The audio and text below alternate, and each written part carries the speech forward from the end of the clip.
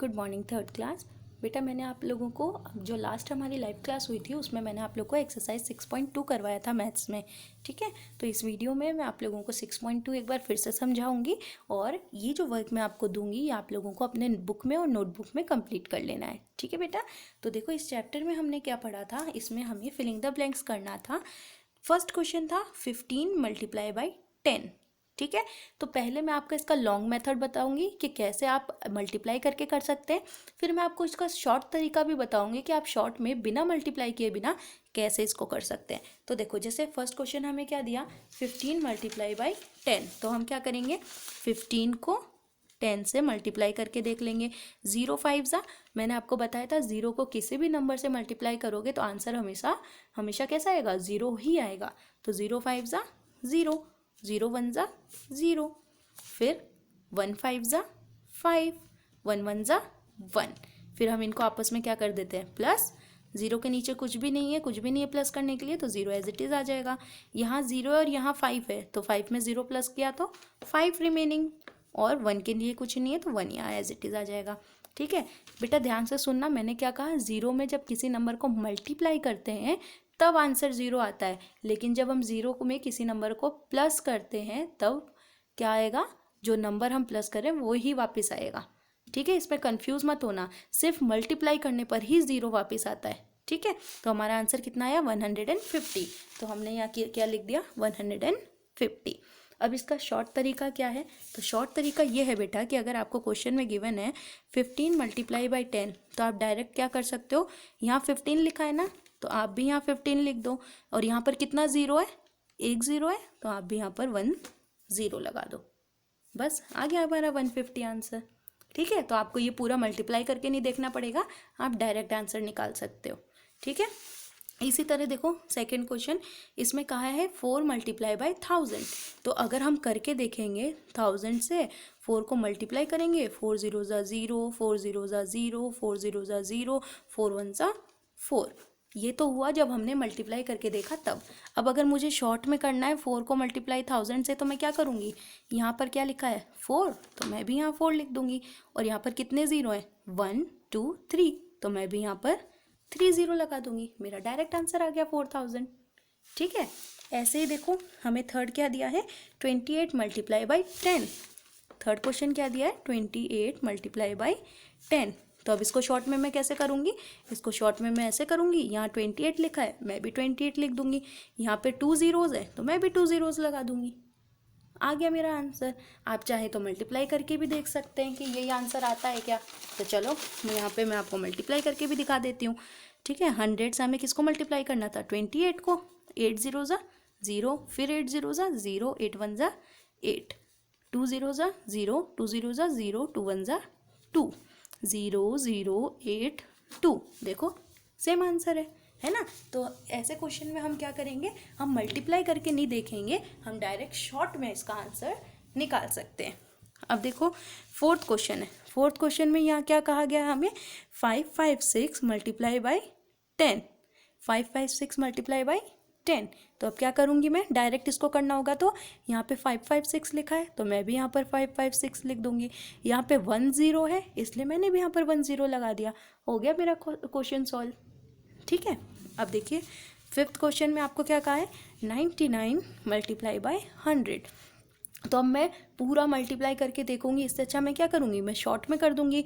यहाँ 99 लिखा है मैं भी 99 लिख दूंगी, और यहाँ पर 2 0 है तो मैंने भी 2 0 लगा दिया, हो गया मेरा क्वेश्चन सॉल्व।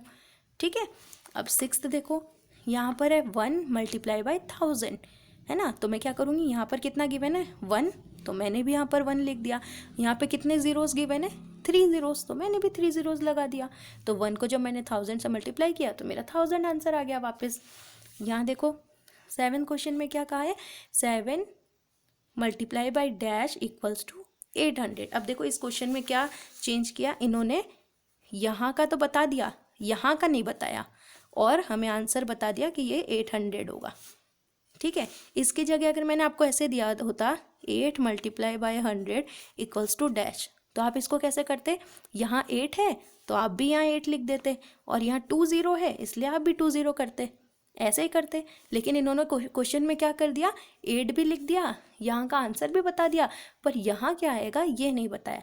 तो अब हम क्या करेंगे, हमें पता है कि हम कैसे करते हैं, यहाँ 2 0 है तो हम भी 2 0 लगा देंगे, ठीक है, और 2 0 के आगे एक 1 लगा देंगे, यानी हम 8 को 100 से मल्टीप्लाई करेंगे तो 800 आंसर आएगा। ठीक है, ऐसे ही सॉल्व करते हैं ना हम। चलो एक और क्वेश्चन करके देखते हैं। हमें दिया गया है 39 multiply by dash equals to 390। ठीक है, तो देखो यहाँ 39 था तो यहाँ हमने 39 लिख दिया, और यहाँ पर सिर्फ 1 0 है, तो हमें पता चल जाएगा कि अगर यहाँ पर 1 0 है तो यहाँ पर भी कितना 0 होना चाहिए था, 1 0, और साथ में एक 1 भी लगा देंगे, यानी कि 39 को हमने किससे मल्टीप्लाई किया था, 10 से, तभी हमारा कितना आंसर आया, 390, है ना। अगर मैंने आपको ऐसे दिया था 39 मल्टीप्लाई बाई 10 इक्वल्स टू कितना होगा, तो आप क्या करते, ये 39 को यहाँ लिखते और यहाँ 1 0 था इसलिए आप यहाँ पर 0 लगा देते, ऐसा करते ना। पर मैंने क्वेश्चन चेंज कर दिया, हमने क्या किया, ये भी आपको बता दिया और ये भी आपको बता दिया, और आपसे पूछा यहाँ क्या आएगा, तो आप दिमाग लगा सकते हो कि यहाँ एक 0, इसका मतलब यहाँ भी एक 0 आएगा और साथ में एक 1 लगेगा, यानी 39 को 10 से मल्टीप्लाई करेंगे तो आंसर 390 आएगा। ठीक है, नेक्स्ट क्वेश्चन देखिए, यहाँ कहा 835 को मैं किससे मल्टीप्लाई करूँ कि मेरा आंसर आ जाए 8350। तो मैंने यहाँ देखा कि लास्ट में 1 0 है, इट मीन्स किससे मल्टीप्लाई हुआ है, 10 से। अगर लास्ट में 1 0 है तो यानी 10 से मल्टीप्लाई हुआ है, लास्ट में अगर 2 0 है तो इसका मतलब 100 से मल्टीप्लाई हुआ है, और अगर लास्ट में 3 0 है तो इसका मतलब 1000 से मल्टीप्लाई हुआ है, सिंपल है। ठीक है, अब देखो यहाँ पे है 5 multiply by dash equals to 5000, यानी 5 में मैं कितना मल्टीप्लाई करूँ कि मेरा आंसर 5000 हो जाएगा। तो आप देखो काउंट करो कितने 0 है, 1 2 3, 3 0 है, यानी कि आपको किससे मल्टीप्लाई करना है, 1000 से। अगर 2 0 होता तो किससे करते, 100 से, और अगर 1 0 होता तो किससे करते, 10 से। ठीक है, अच्छा अब यहाँ देखिए 11th क्वेश्चन में, यहाँ पर 11th क्वेश्चन में यहाँ कितने 0 हैं, 2 0 है, तो 2 0 है मतलब आप यहाँ किससे मल्टीप्लाई करोगे, 100 से। ठीक है, 12th क्वेश्चन में देखो यहाँ पर कितने जीरोज हैं, 3 जीरोज है, तो 3 जीरोज है तो इसका मतलब आपको किससे मल्टीप्लाई करना है, यहाँ पर 1000 से। ठीक है, इस तरह आपको ये क्वेश्चन करना है। अब यहाँ देखो इस क्वेश्चन में कहा है dash multiply by 100 equals to 6800, ठीक है, या फिर 6800। तो आप यहाँ देखोगे 2 0 है यानी 100 से मल्टीप्लाई होगा, तो ये इन्होंने 100 से मल्टीप्लाई हमें बता दिया। अब ये जो बच गया 0 के बाद वो यहाँ आ जाएगा 68, जो यहाँ पर आता है वही हम यहाँ लिखते हैं ना, तो यहाँ पर क्या आया 68 multiply by 100 equals to 6800। Logic समझना बेटा कि हम कैसे पहचान सकते हैं, चाहे ब्लैंक कहीं पर भी आए, चाहे यहाँ पर ब्लैंक हो, चाहे यहाँ पर ब्लैंक हो, चाहे यहाँ पर ब्लैंक हो, हमें इनमें से कोई सा भी पूछा जाए तो हम आंसर बता सकते हैं।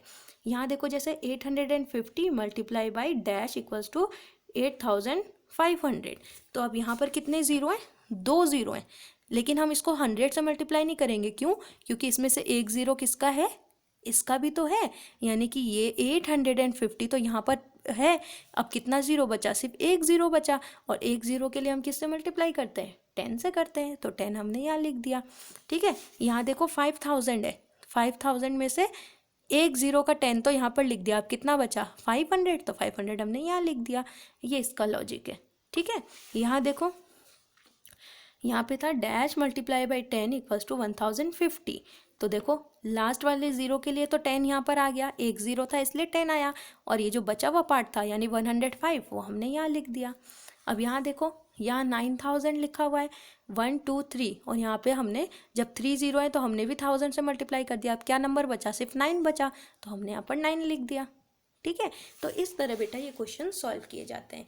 तो ये मैंने आपको एक्सरसाइज 6.2 लाइव क्लास में भी समझा दिया था, मैंने अभी भी समझाया है। इन केस आपको अगर अभी भी ये समझ में नहीं आया हो तो आप मुझे बता देना, तो मैं आपको इसको और क्लियरली समझाने की कोशिश करूँगी। ठीक है बेटा, तो ये वर्क आप लोग अपने नोटबुक में कंप्लीट कर लेना, और अगर कोई प्रॉब्लम हो, कोई भी इशू हो तो मुझसे पूछ लेना।